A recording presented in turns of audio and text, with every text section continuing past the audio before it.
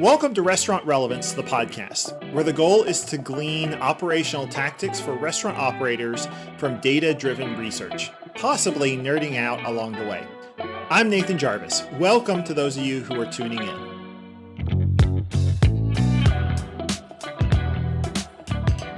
In this episode, we're featuring research published in the International Journal of Hospitality Management entitled The Effect of Ad Appeals and Message Framing on Consumer Responses to Plant-Based Menu Items. I know that's kind of a mouthful. I'm really excited to have our guest on the podcast today because plant-based proteins have really gathered some steam and some interest in the past few years.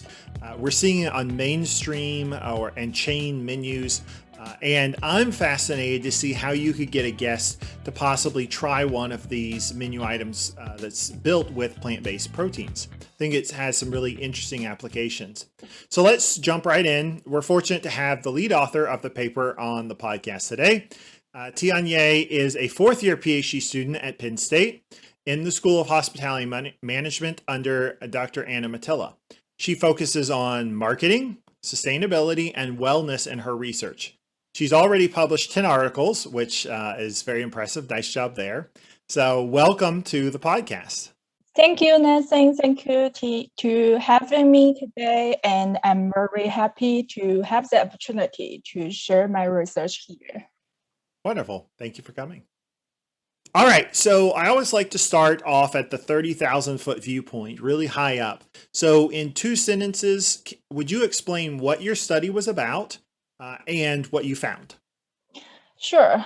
So our study was to understand how advertising appeals and message communications can influence consumers' preference for plant-based menu items. We considered the taste, health, and social aspects of plant-based menu items and found highlighting social benefits was the most effective. Awesome. So plant-based proteins, if I'm going to use them in my restaurant, the takeaway is I need to highlight the social aspects of plant-based proteins rather than some of the other things. Okay. So we've heard a lot about plant-based proteins in the past few years. In fact, now it's been 2 years ago at the National Restaurant Show in Chicago in 2019. It seemed like plant-based proteins were everywhere. You couldn't walk up an aisle without bumping into at least a couple of booths that had some form of plant-based proteins in every form imaginable, right? From ground beef products to seafood products. There were all sorts of options. So what's the big deal about plant-based proteins and why this research? Like, what caused you to do this? Yes, you are right. So major restaurant chains have been adding more plant-based options on their menu in recent years, like Burger King, KFC, Subway, and Starbucks. They all cooperated with plant-based meat producers like Beyond Meat or Impossible Burger. So when we discuss why plant-based proteins, what is the major concern driving this trend? And why would consumers choose plant-based over animal meat? Some may say plant-based is healthier than animal meat because many research has shown eating too much red meat have some negative impacts on human health. Some others may say plant-based is better for the environment because comparing to the traditional livestock production, the production of plant-based protein requires much less resources like water, land, energy, and they can also reduce the greenhouse gas emissions and also limit animal slaughtering. So for restaurants, they can consider highlighting these benefits in their advertising to promote their plant-based menu items. However, on the other hand, in the real practice, we can see that many restaurants try to market their plant-based items such as plant-based burgers, like trying to say they have similar taste and texture, just like animal meat. So we don't know which way would be more effective and that's why we conducted this research.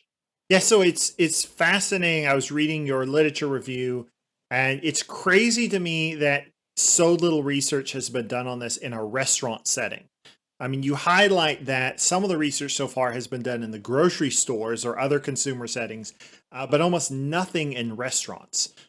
So I'm glad that you're doing this. So, all right, so your goal is to find out basically how or which message a restaurant operator should be using. So things like social aspects or health aspects or taste aspects, and then how that information can influence a consumer. So what stood out to me though was you didn't consider visual cues, right? I mean, a lot of the time people say, well, you eat with your eyes. Clearly in the restaurant business, we know that visual cues are important. So why did you not consider the visual aspect while considering taste and some other things? Yeah, we chose the three aspects because we think they are important and highly relevant in consumer decisions. So nowadays we can see that more and more consumers become more conscious about what they choose to eat. So in addition to taste, which usually the most important one, they also care about health benefit and also the environment impact. Moreover, from the society perspective, adopting a more plant-based diet can also help improve public health and sustainability.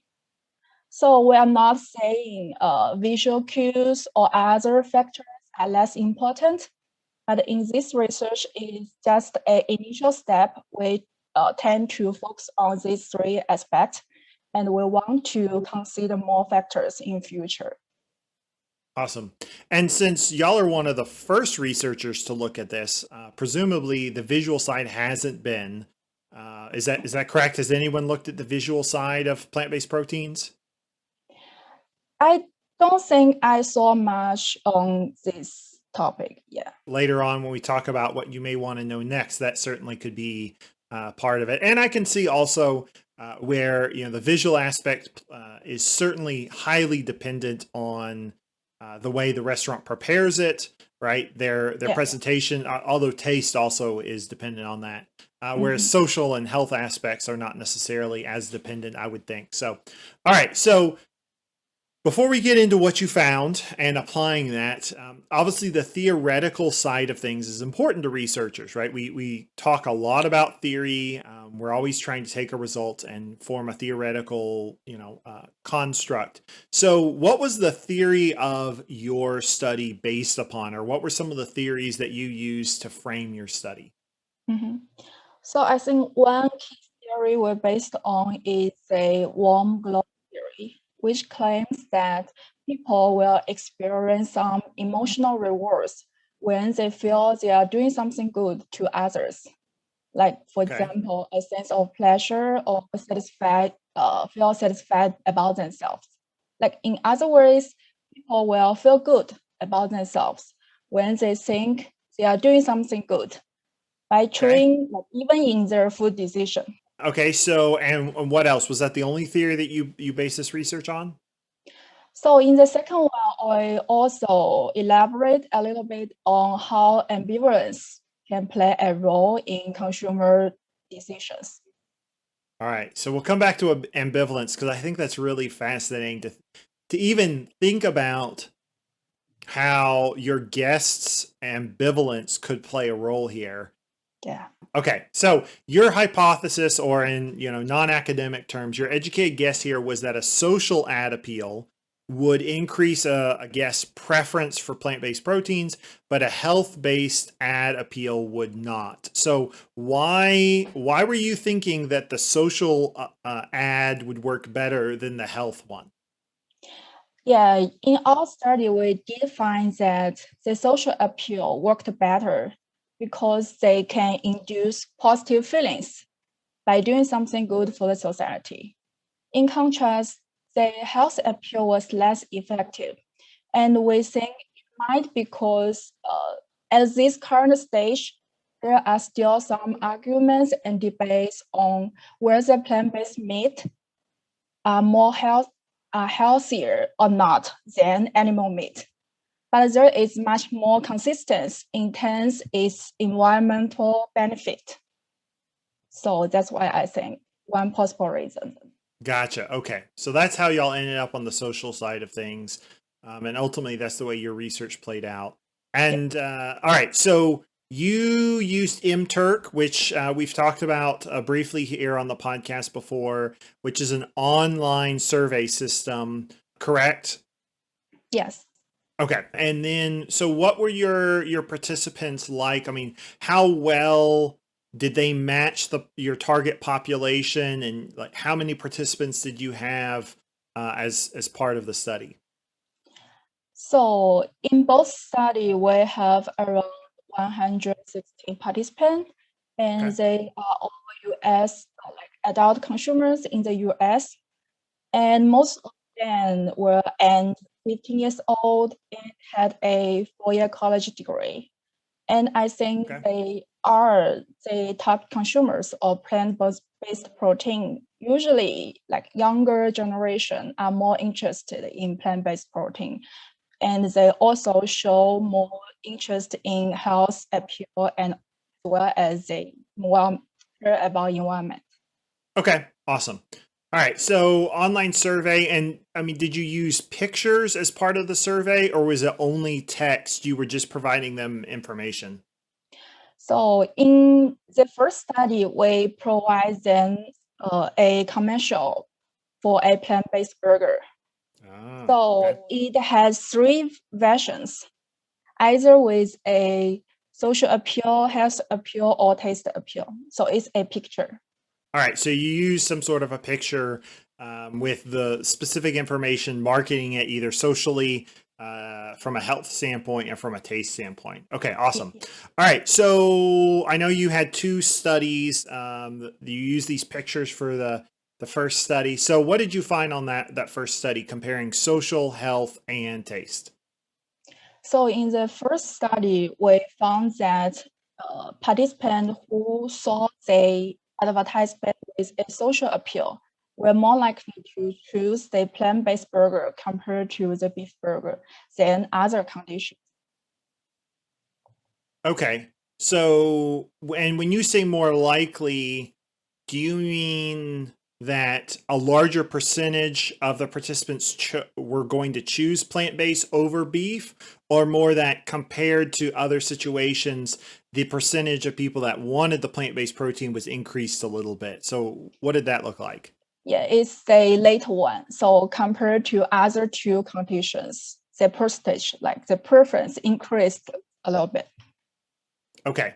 So as opposed to using a health appeal or a taste appeal, if you use a social appeal, it increases the percentage of people that are willing to try the plant-based option. Yes, you're right. I don't remember whether you mentioned this, but I'm presuming that percentage of people that would try that is still smaller than the people that were going to try the beef option. Is that correct? Yeah, it is slightly smaller. Okay. Like in most cases, people usually still prefer the beef one. Okay. All right. But you have a larger percentage of people that do try it. All right. Mm-hmm. So social's the way to go. What can you talk a little bit about what these aspects, the social aspect, like as an operator, what would I be saying? Do I just say, well, society's better if you eat plants? I know it's not that simple. So what kind of language would I use as a restaurateur if I wanted to use this social appeal? Like, for example, a restaurant can highlight that plant-based menu items can provide more options for those who care about environmental sustainability and animal welfare. Like they can educate the consumers about the environmental impact of the livestock production. Like they can say plant-based protein can save a lot of resources, and even they can show the percentage, like lowered, how it lowered the percentage of what use, land use, energy use, or greenhouse gas emissions. when they Okay. in the communications. Okay. So anything kind of related to sustainability, resource usage, how it impacts society, anything kind of in that sphere would probably fall into the social aspect. Also, animal welfare. Oh, animal welfare as well. Okay. All right. All right. And so did y'all provide a specific message? Like what exactly did y'all say in your study? So in my study, we use a very simple advertisement. Like we just use a tagline, like this plant-based burger is good for the environment and animal welfare. Okay. All right. Just to kind of get an idea of what you use. Okay. So presumably anything related to that or similar to that could see similar impacts. So if I were a restaurateur and I wanted to try to influence, my guests, get more of my guests to eat something plant-based protein, I would want to use one of these social appeals. And, Google exists. So we certainly could go online and, find a study and highlight one of those aspects. Okay. All right. So that makes sense to me as to how I would use that as a restaurant operator. You also did a second study and you looked at ambivalence, and I'm fascinated by this because this idea that I'm thinking about how ambivalent my guests are or not, and how that plays into this whole conversation is interesting. So can you talk to me a little bit about that? Why did you choose ambivalence, and how did it play out? What did you find? Yeah, sure. So as we discussed in the first study, we focus on the benefits of plant-based protein. So in the second study, we focus on the other side, the negative consequences of meat. We examine the ambivalence because people can have mixed feelings about eating meat. So on the one hand, people usually like meat because it tastes good. However, on the other hand, when we tell people like how much negative consequence it can cause to the environment, they may have more negative evaluation about meat consumption. And then they will have such ambivalent feelings. And that is not comfortable. So instead to resolve such negative feelings, they will choosing a plant-based version can provide a way to resolve such feelings. Interesting. All right. So the idea is if negative information about consuming meat is presented, and if that creates some sort of a negative feeling in a guest, then one way that psychologically that's resolved or fixed would be by choosing the plant-based option. Okay. That makes sense. And just full disclosure, I absolutely love meat. I am absolutely a meat eater. But I think this idea, I think the trend in plant-based proteins is fascinating. I'm just thinking through this and framing this. So the first study was really about providing positive information about plant-based proteins. And the second study is more about providing negative information about meat and seeing how that influences guest choices. Okay, I got that. So what did you find? So in the second study, we find that providing information about the social cost of meat consumption can induce more ambivalent feelings than providing health cost information about meat consumption. And that will drive consumers' choice of plant-based version. Interesting. So providing the negative information about the cost to society of meat was basically creating more ambivalence than providing negative health information, right? So, okay. So you shouldn't be telling your guests about how eating meat could be bad for them. You should be telling them, if you want to go down this route, how it could be bad for the environment, et cetera. Okay. But I guess my question is, you found that providing negative information about meat consumption leads to greater ambivalence, but then did you also look at, does that ambivalence drive more plant consumption? Or did you look at that step? So in this study, actually, we have 3 experimental conditions. Okay. So we also have a control condition, which provide information not relevant to meat consumption. So we found actually providing both like negative social or health impact of meat consumption can increase the choice percentage of plant-based compared to the control condition. However, only the social cost condition is relevant to ambivalence feelings. So there may be other like mechanisms happening in the health condition. All right, and so, and I don't know the way your study was designed. Can you compare between using negative information about meat versus using positive social information? Like, does one work better to get guests to choose something plant-based? So actually, both can increase people's preference of plant-based dishes as an outcome. However, we found the health consequences of meat consumption can cause higher ambivalent feelings. And because in this study, we focus more on the emotional reaction aspect. Now that you've published this research, right, and you have these two primary findings, what's next for our research to learn about this process? Or maybe you've already started another study. Like, what's next to know here? So my advisor and I plan to examine whether the effectiveness of social appeal can also carry over to other plant-based menu items. Like in this study, we mainly focus on indulgent ones. We want to see whether it can also apply to healthy dishes. Interesting. Okay. Yeah, and also we think it would be very interesting to conduct cross-cultural comparisons, because nowadays plant-based meat products are also available in other like Asian markets like Singapore, Hong Kong, and mainland China. And we want to see whether consumers in these countries will react to these products differently because of the different traditions and habits of meat consumption. Interesting. Okay.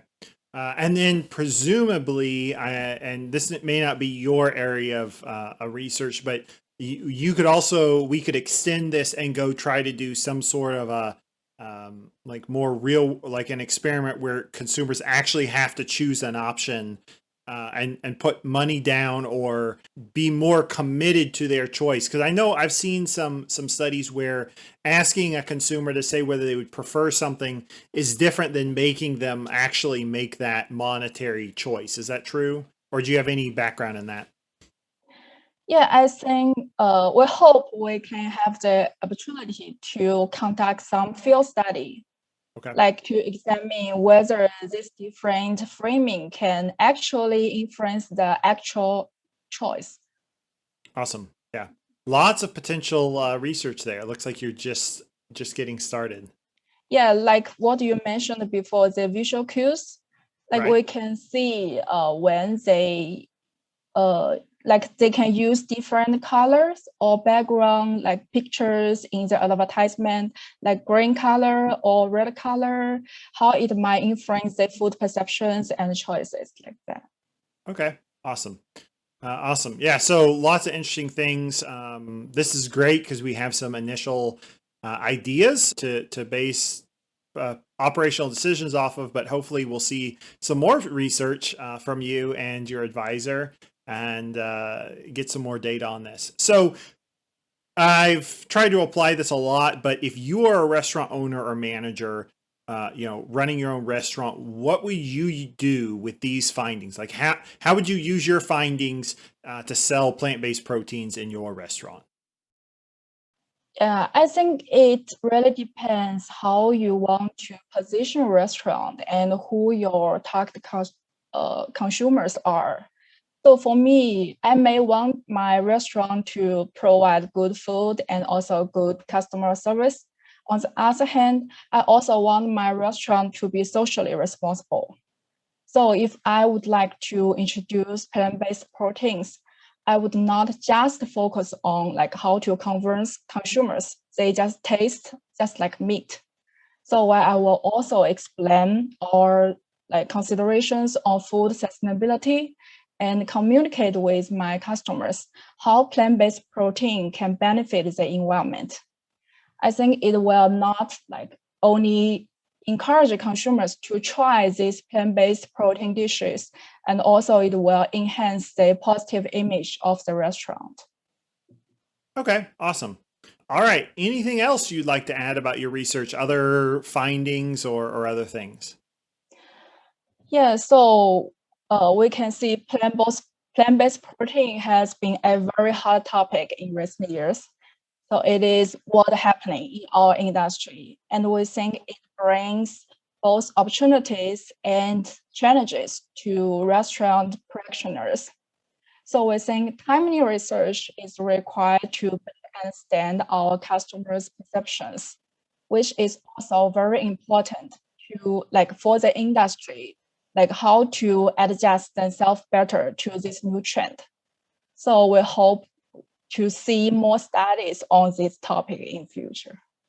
Awesome. I hope to see the same thing. So to recap here, the primary finding was that highlighting the social aspects of plant-based proteins could increase the likelihood that one of your guests, chooses a plant-based protein item, and secondarily, highlighting the negative social aspects of meat production could increase the likelihood that a guest would choose a plant-based menu item. I happen to love meat, full disclosure. Again, I find this fascinating because this is a trend, and as operators, people are asking for plant-based menu options, and so it's important to know how to sell these well, and to increase the profitability of your operation. So wonderful. Tian, thank you so much for taking the time to be with me on the show today. I really do appreciate it. Thank you too for having me here. Absolutely. It's been a pleasure. And thank you for tuning in to today's show. If you have questions or comments for me or my guests, please email me at nathan@restaurantrelevance.com. Ciao. Ciao.